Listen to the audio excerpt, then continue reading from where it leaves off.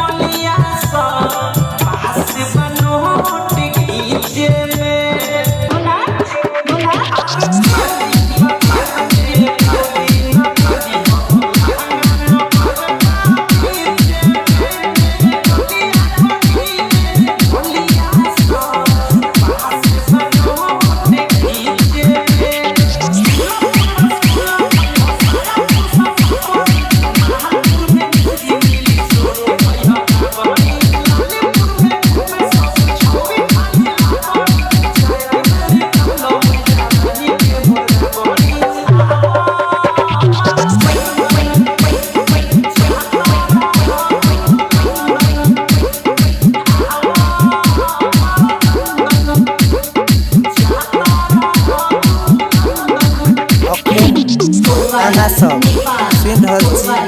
Maithili top music से